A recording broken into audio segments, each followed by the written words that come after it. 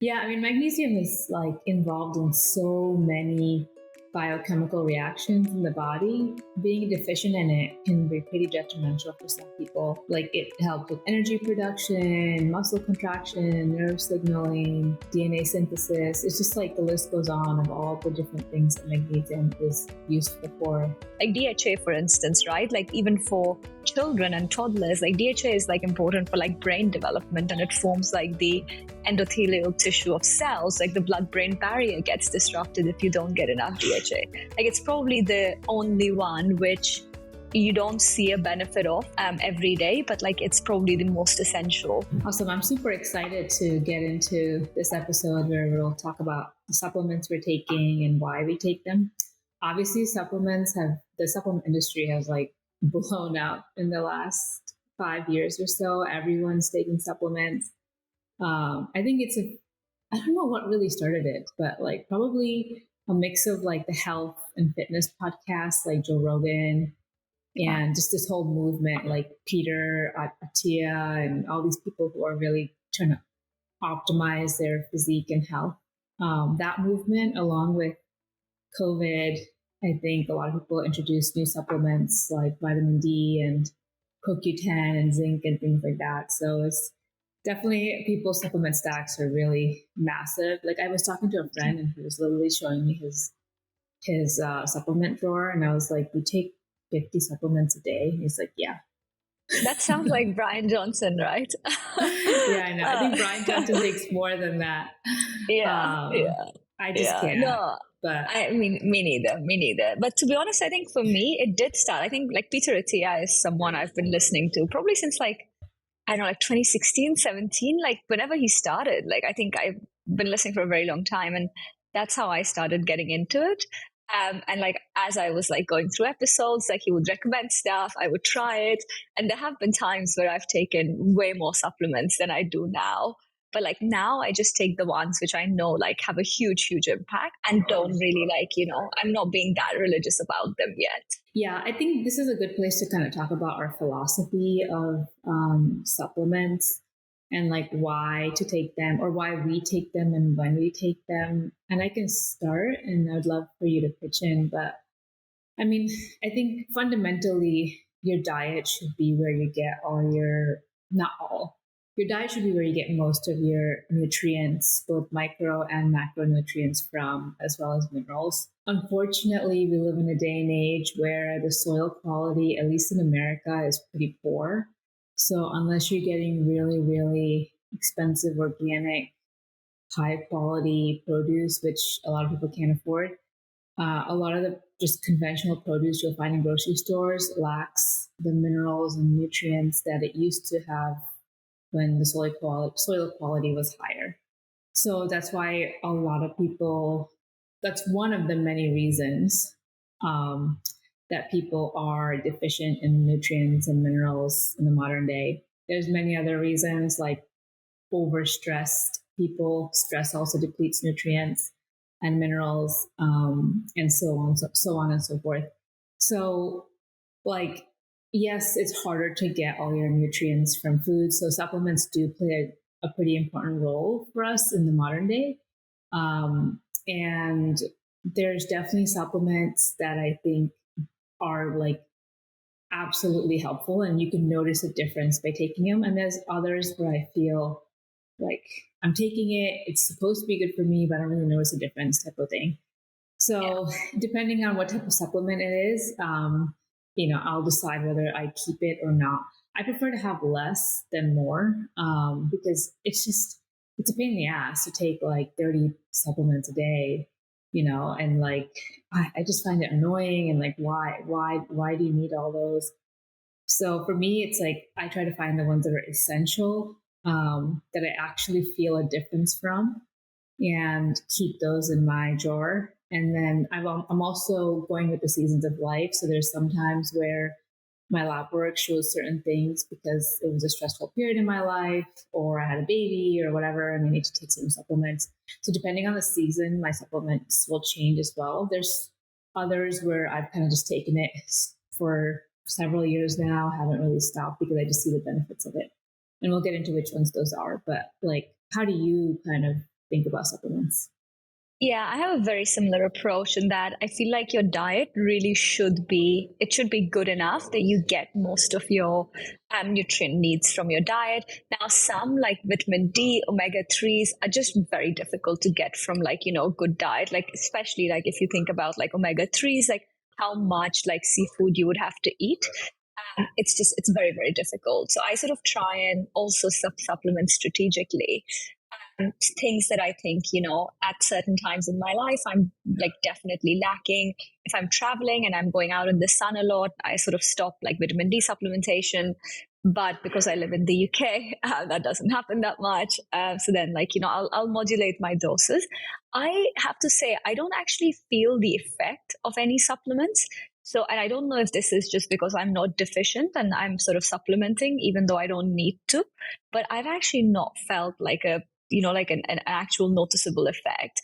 The only one which I probably have felt a noticeable effect of is athletic greens.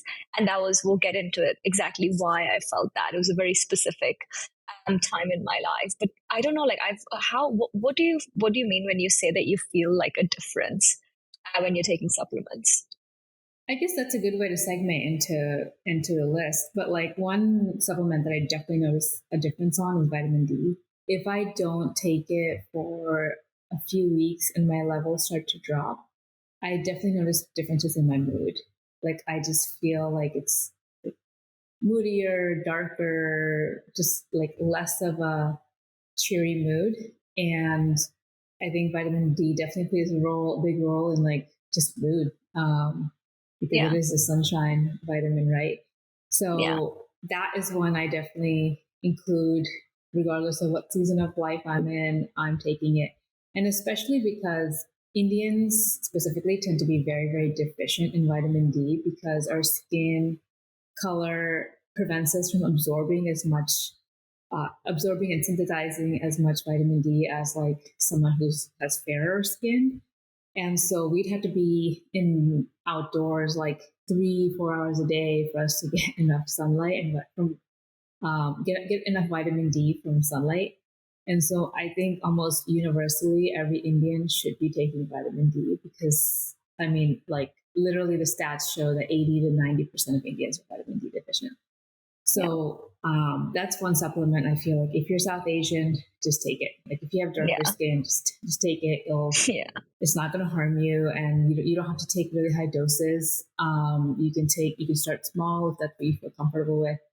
But I found that it really helps, especially with my mood in the winter, especially. In the summer, I can kind of get away because I'm outside a lot in the summer. So in the summer, I can kind of get away with lowering the dose or sometimes even skipping it. In the winter, I definitely take it. I think, yeah, with vitamin D, like I've been taking it like consistently for years at this point. So maybe I just don't even notice like the difference.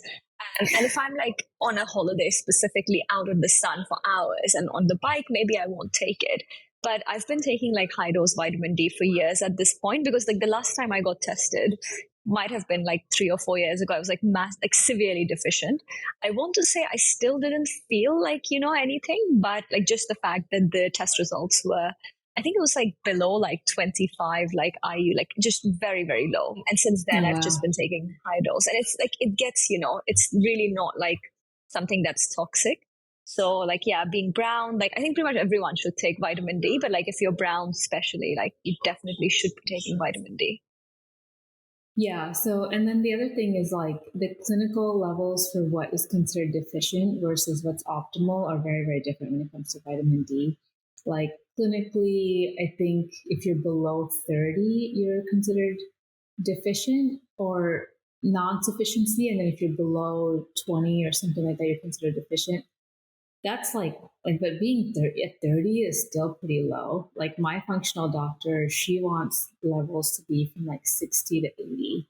Like that's optimal for her. And I agree with her. Like when I was at 35, which was barely like sufficient, I just felt very different compared to being at 60 to 80. So I think that's the other thing to take into consideration. Like a lot of people, like they're technically sufficient in vitamin D, but like they're not optimal in it. And this is probably true for other minerals as well, but Yeah. especially vitamin D. I noticed that. Yeah. Yeah. Yeah. The other one that I notice a difference with is magnesium. If I don't take it, I can definitely notice a difference in my sleep. It's not that I can't sleep or that I have sleep issues. But more that like I just sleep deeper with magnesium. I can notice a difference. I'm more rested, and just since magnesium also sort of plays a role in nerve signaling, and it has like a calming effect. I definitely notice a difference that if I don't take magnesium, I can tend to be a little bit more anxious or nervous compared to if I do take magnesium, which has that calming effect. So that's the other one I'd say definitely I can notice a difference. Do you take magnesium? I haven't actually taken magnesium in a very long time. I used to take magnesium, zinc, like some time ago. That being said, I have been stressed and I think my heart rate variability is trending down. So magnesium might be one of those ones where like in this phase in my life where, I'm starting a new business, I probably should start taking it again. So I'll probably add it back to the circulation. Yeah, I mean, magnesium is like involved in so many biochemical reactions in the body. So being deficient in it can be pretty detrimental for some people. Like it helps with energy production, muscle contraction, nerve signaling, DNA synthesis. It's just like the list goes on of all the different things that magnesium is useful for in the body. And so I just think like you can't like I even give magnesium to my toddler. He is now 20 months and he doesn't get as high of a dose as I take, but he gets anywhere between like 25 to 50 milligrams of magnesium a day, which I noticed a difference in his sleep from that, like less waking up at night and just like deeper, more restful sleep. And so, yeah, I think that's another really good one to take. And like, because our soil quality, again, is pretty poor in the US, magnesium is something that like we just have a really hard time getting from diet. So you're better off taking it. If you're in the UK, I'm not sure. It might be different. Maybe the food quality there is better. I have no idea. I haven't been tested for a long time. I think the last time I did get the test, it was Mm-hmm. only it was only vitamin D and it was in the UK. But I think I also Okay. have like a very a healthy diet. So I think magnesium, what are the natural sources of magnesium? Is it like the green, like really dark green leafy vegetables that have magnesium? I believe so. And I believe, I'm not mistaken, potatoes. Mm, I have to look it up right now as we speak.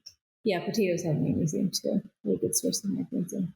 Yeah, I do. Yeah, I do eat like, potatoes, spinach, like a lot of vegetables. So I think I might be getting at least some of it from my diet. And especially if the soil quality is good enough in the UK and Europe, which I would think if I would suspect it would probably be better than the US. Probably. I would Yeah, suspect that yeah, too. yeah, yeah.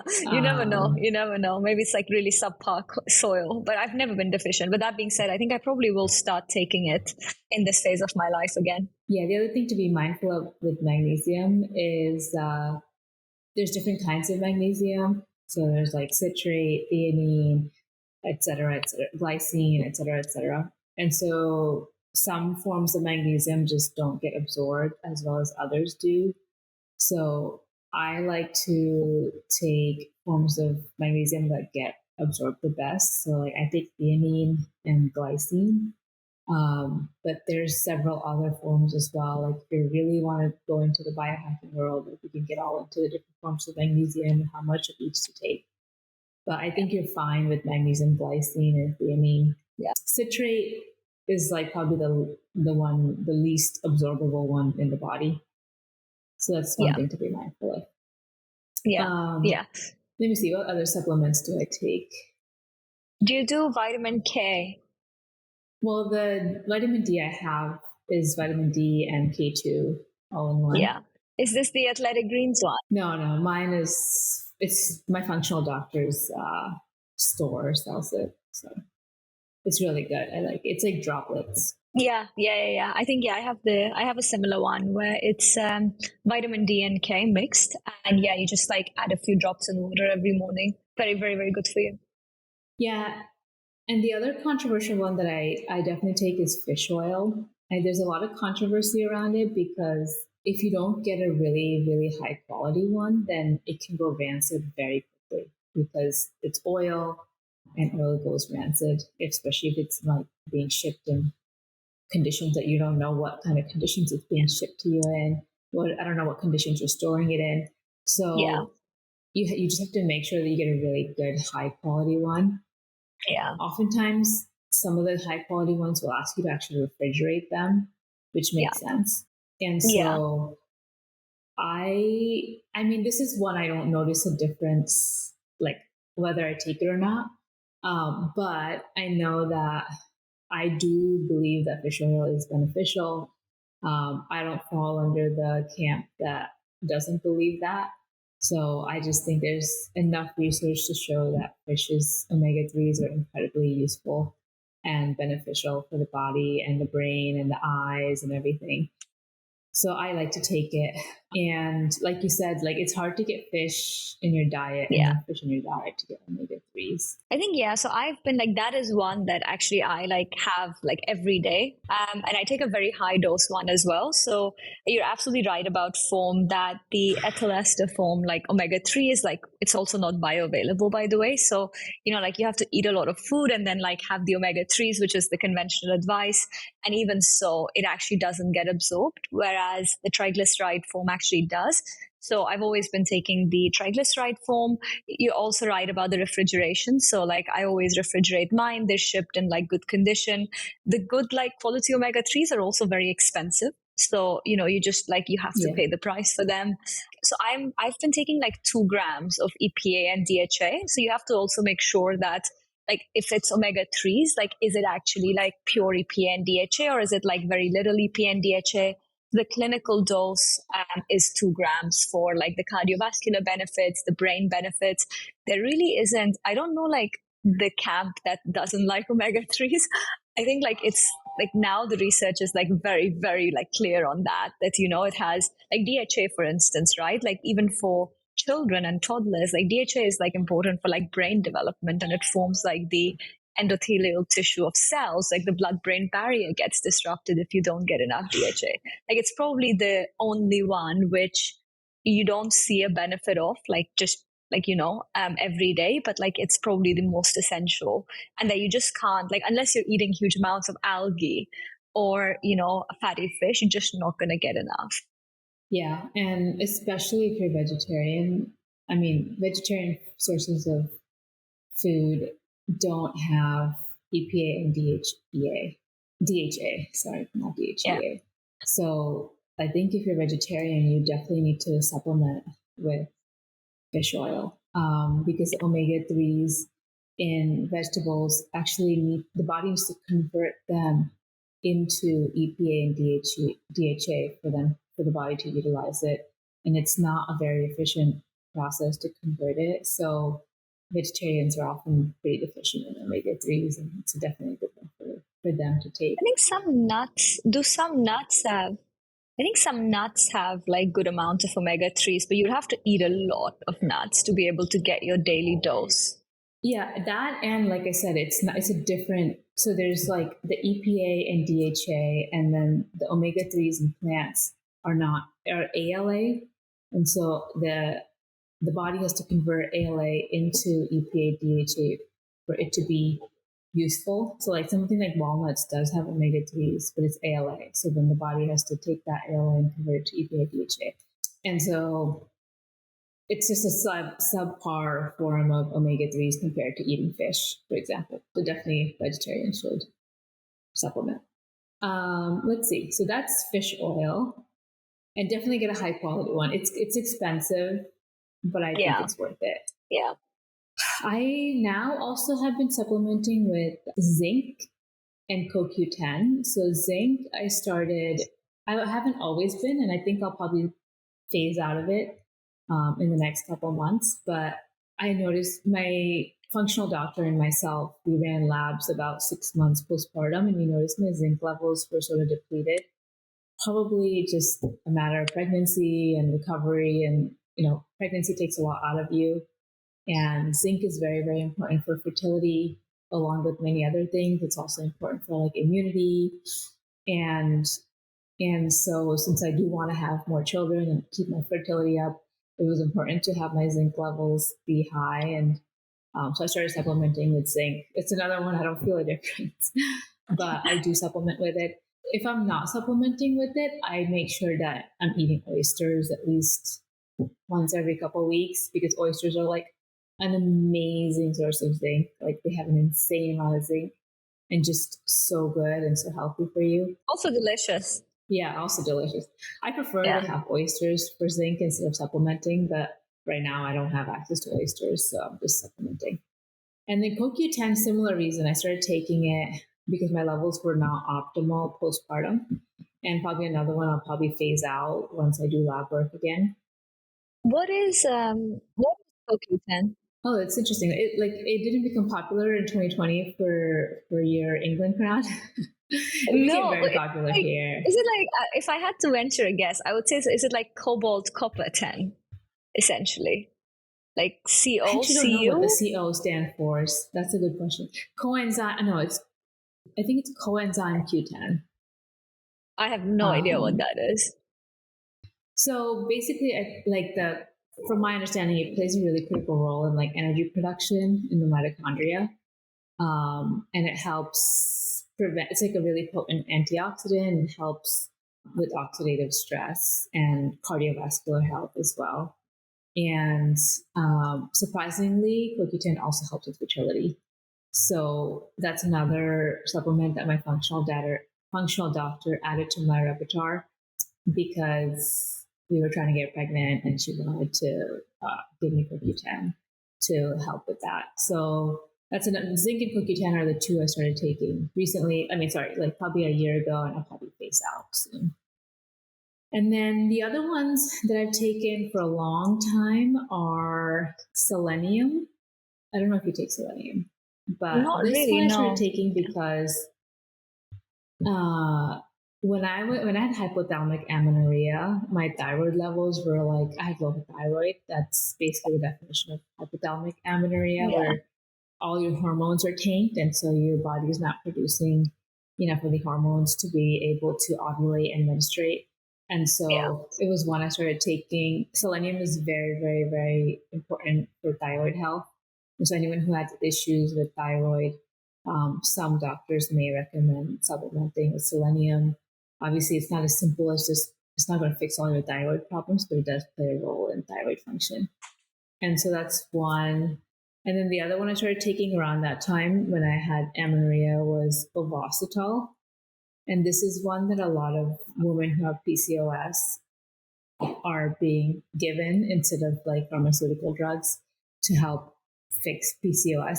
I never had PCOS, but what Ovositol does, it's basically like a combination of myo-inositol and D-chiroinositol. These are just like two apparently naturally occurring forms of inositol.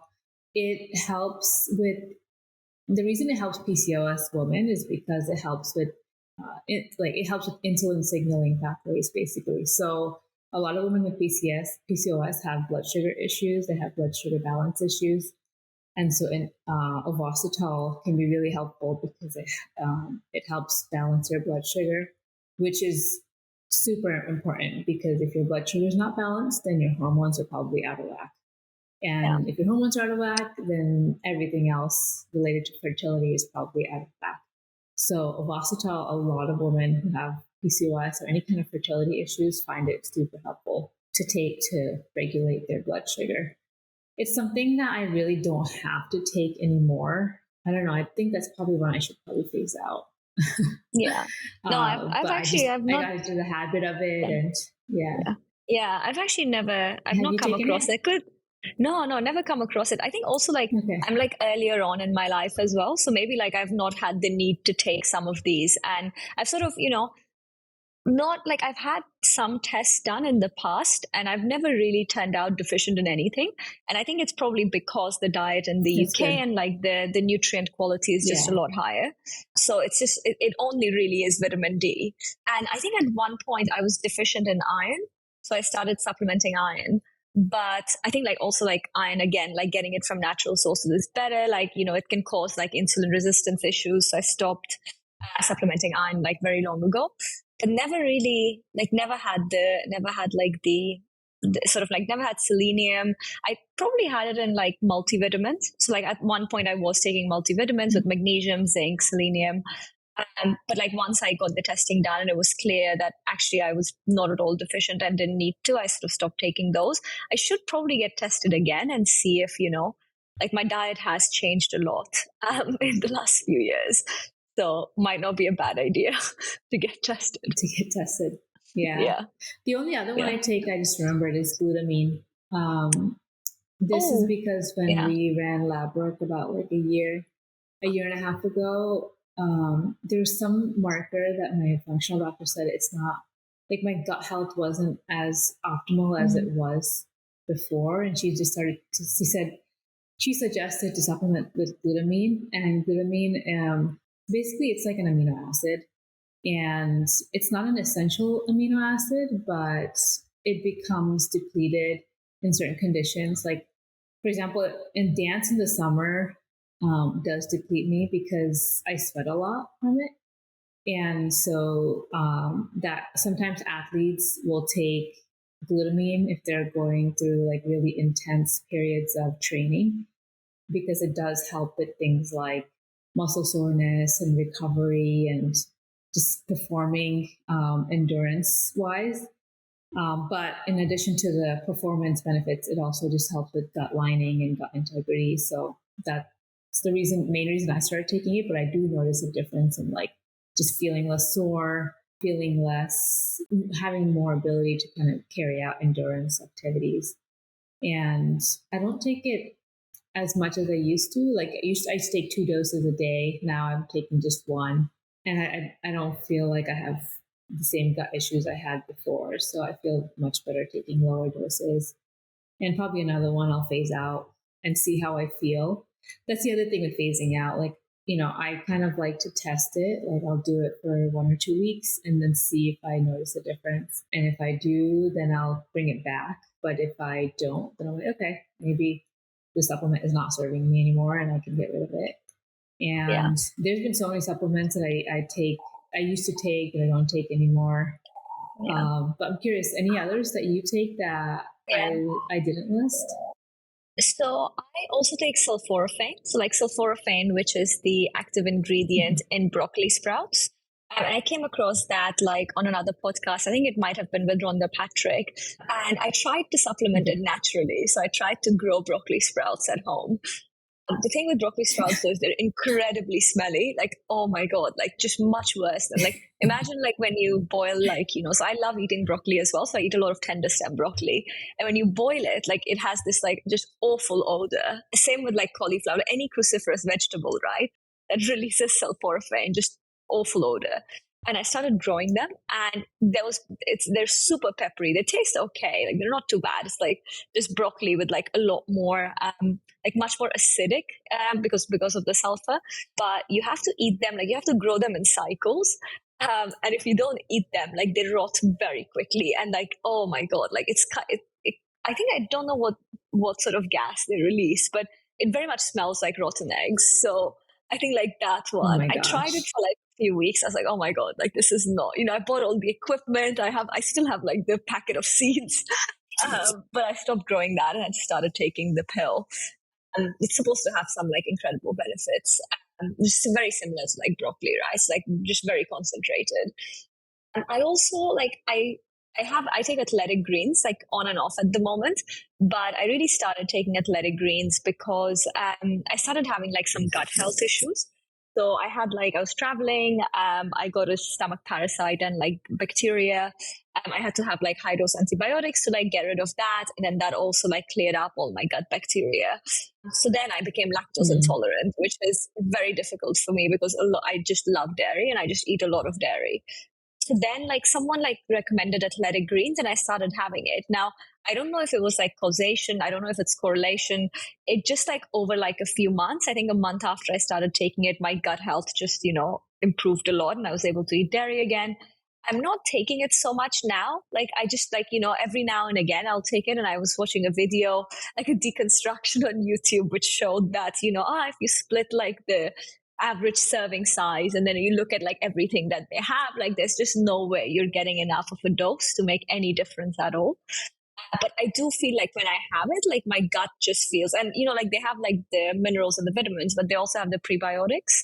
And I think it's the prebiotics which just really Yeah. helps my gut health. Like I can feel like significantly better when I'm having athletic greens, just like my stomach. Mm. So I'm still taking that like on and off. And so vitamin D, vitamin K, I think vitamin B is the other big one.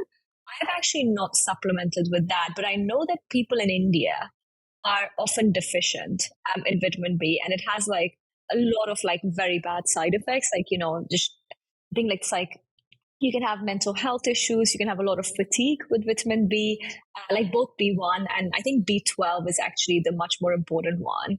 So even though like, and I think like there's some like weird like diseases related with vitamin B as well. Like you can get like Korsakoff syndrome where, like you start forgetting stuff, like really like chronically forgetting stuff. So I think like vitamin B is one that I've actually not been tested for in a long time.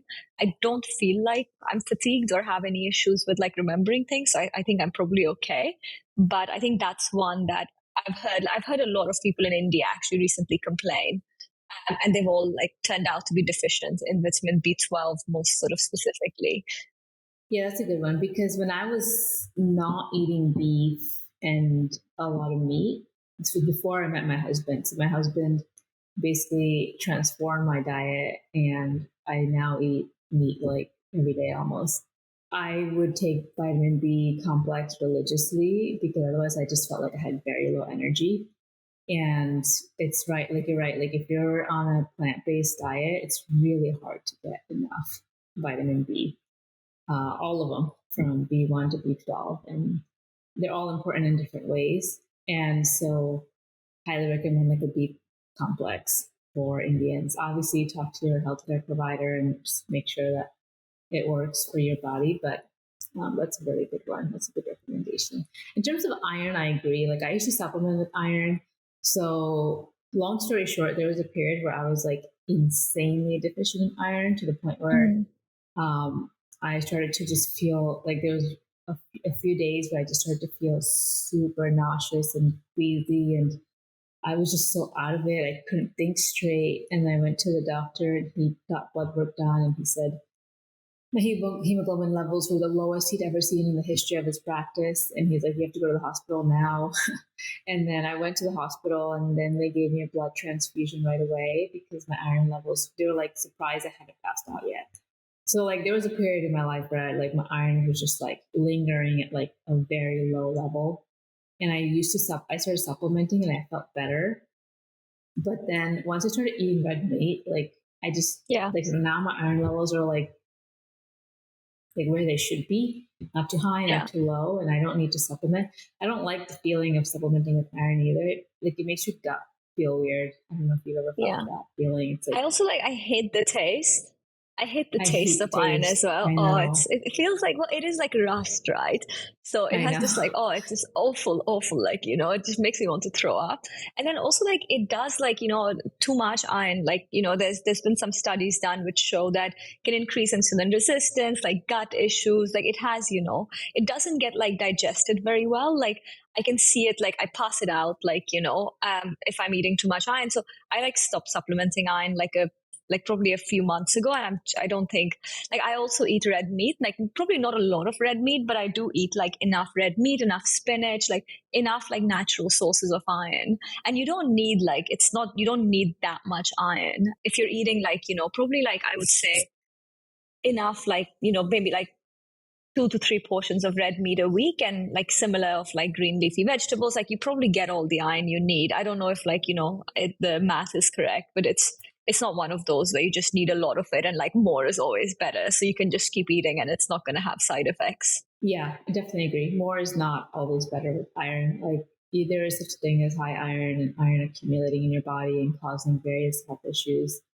Like premature graying of hair is one that's Yeah. common with high iron. The other thing I would say is like if I notice a difference in my energy levels and I feel like maybe my irons are like, for example, pregnancy and childbirth, you lose a lot of blood, and so your iron levels can drop significantly. Instead of taking iron supplements, I find that taking ancestral supplements like beef liver supplements, desiccated beef liver, is I like it better because it's more a natural form of iron. Liver has a ton of iron in it.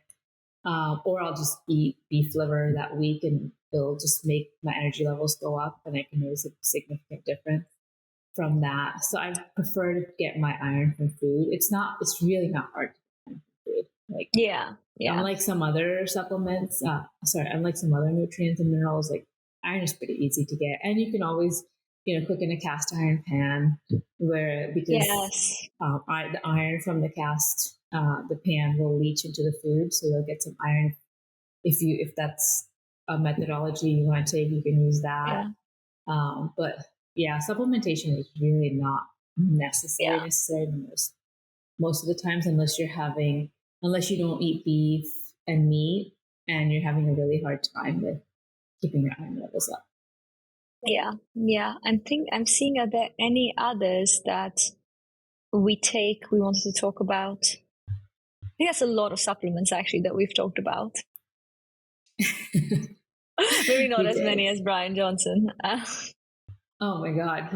His list is crazy. Like, I don't know how he keeps up with that every day. I guess he must have like a chef and some kind of personal coach who's like tracking all this because that's a lot. I mean, I've seen a few of his videos. Yeah, like all his like food, his like supplements. It's very well organized actually. Like it makes me feel very happy. Like with his like all of his organization, it's all like very well laid out. Like everything is sort of tiny bit of like OCD in me that just makes me feel very happy how well he's like organized everything. I will admit though, my husband ordered his olive oil and it is so good. Like probably the best olive oil I've tried. Yeah. His olive oil is very good. I have to try. Yeah. So how much, like how big is it? And but it's called, I think the brand is called Brian Johnson. Yeah. How big is it? Like, but it's a pretty big bottle and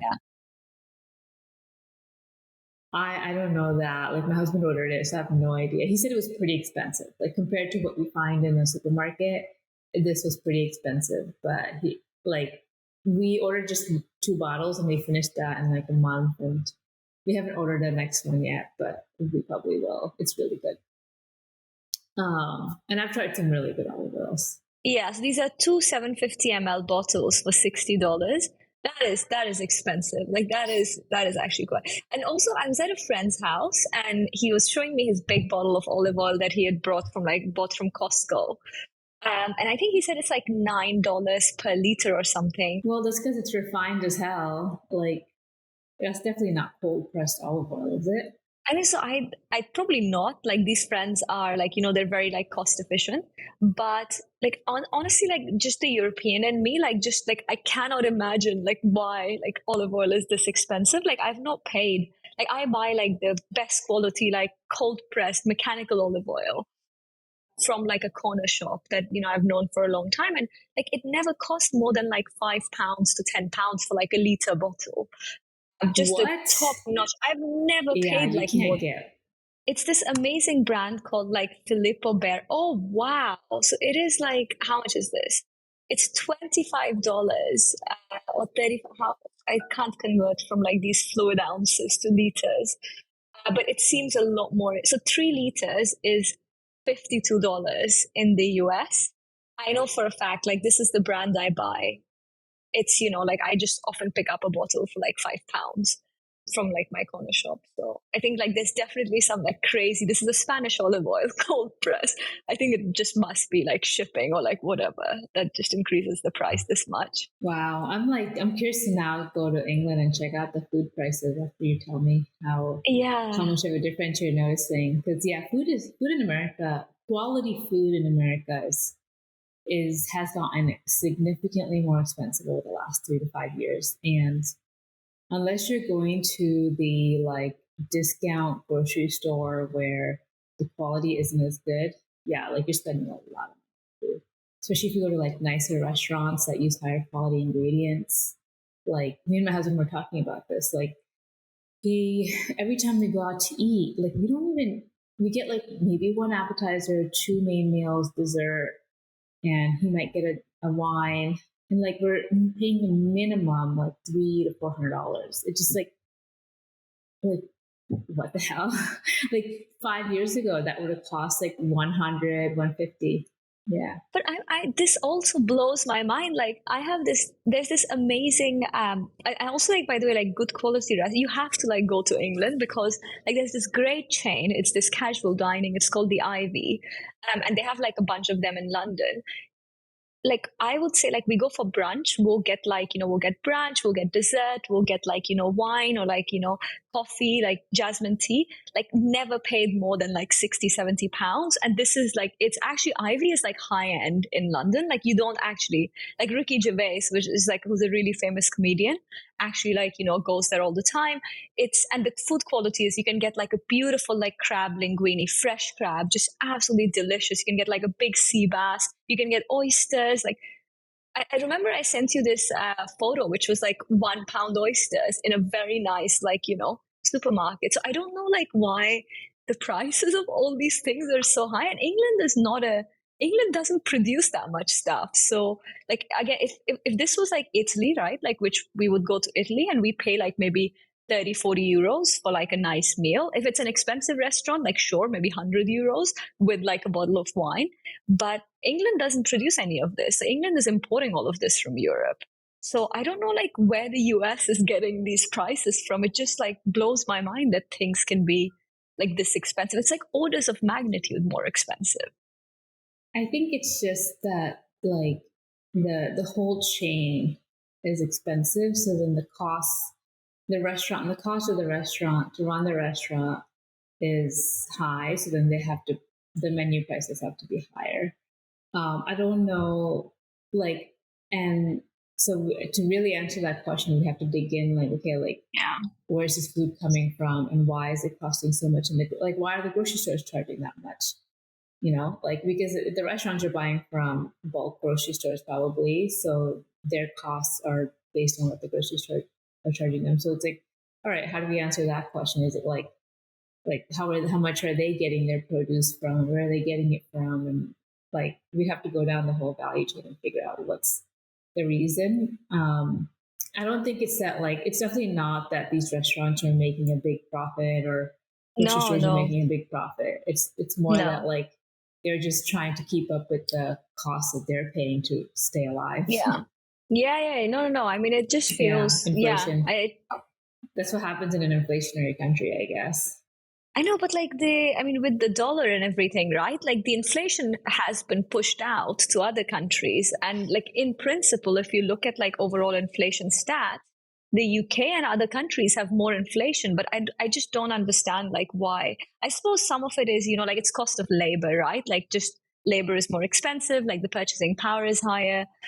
And I hear very similar things from people in Britain as well, that, it's actually not, like prices have gone up a lot. It's actually not affordable for a lot of families.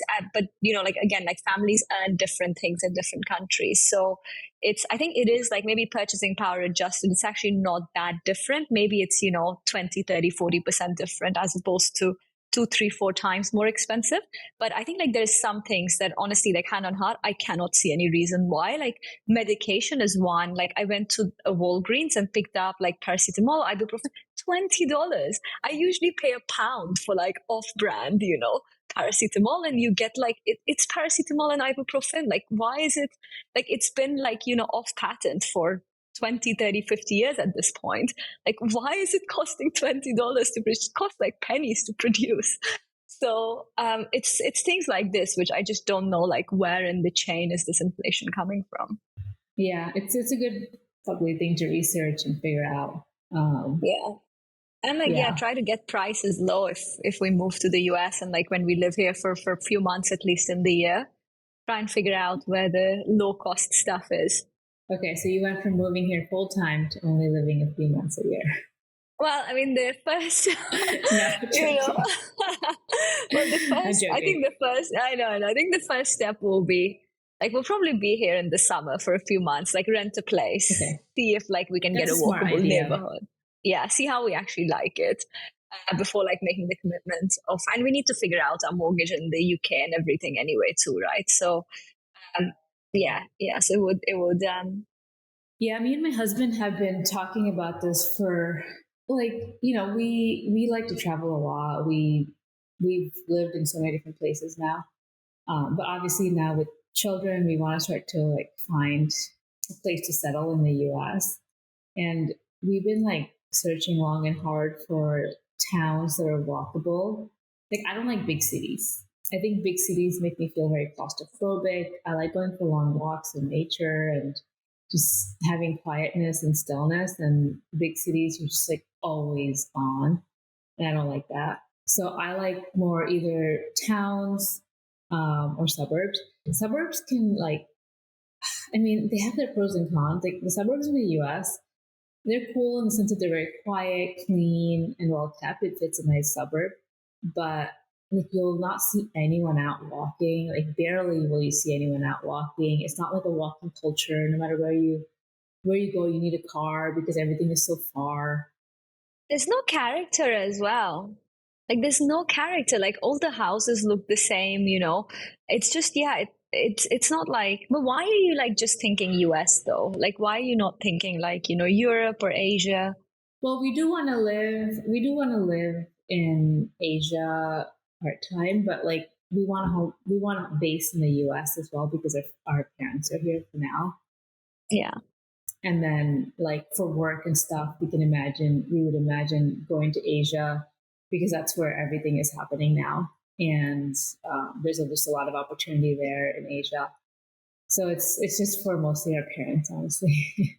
But yeah, and like it's like you said, there's no character. Like everything, it's like track homes everywhere. All the houses look the same.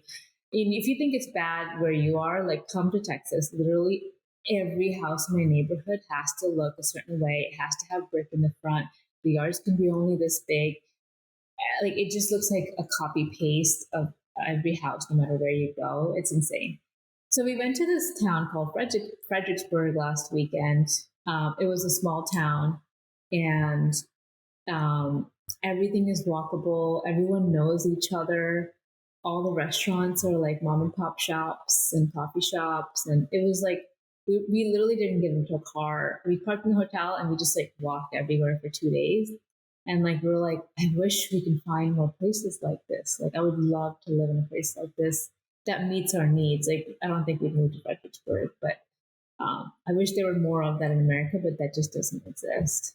That is very sad actually. Yeah. I think like the best of like America and Europe could be an incredible place, or the best of America, Europe, and Asia, but there just aren't like there's like there's big structural issues with like Europe doesn't have like any growth, right? Like it's everything is Yeah. like it's beautiful, it's serene. Like I mean, Italy, I could like honestly like if I didn't have to work and if I didn't have like things to do, I would just live in Italy. Like I just wouldn't even like care. Like either south of France or Italy. Like that's it.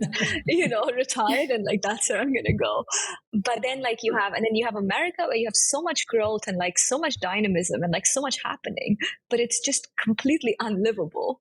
So I don't know how like people put up with it. Like it's just like by European standards, even by Asian standards, it's unlivable. And then you have Asia, which it's fun, it's happening, but like it's a little behind in terms of development. Maybe Asia will get there actually. Like my recent trips have been like very interesting.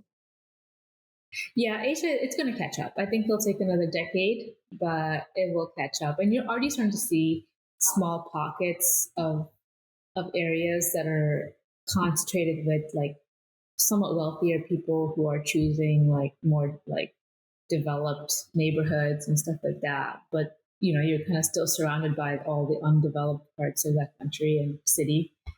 But I think give it another decade, Asia's going to take off. It's no doubt. It's where everything is happening. All the talent is there, and there's just so much potential. And there's also optimism. I think the U.S. some of the optimism has kind of dulled down, and Yeah. you can feel it in the air. Yeah, I think Europe has a similar, like it's, well, if you think America is complacent, you should definitely like visit Europe. I think it's a completely different like vibe.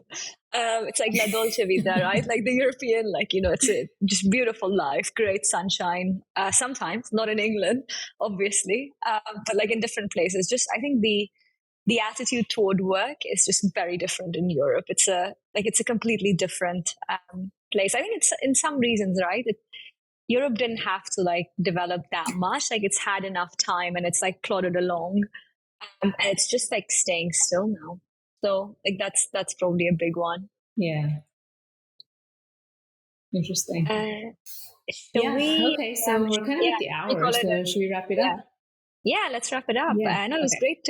great to figure Awesome. out which supplements we're taking. I'm probably going to add some from your list.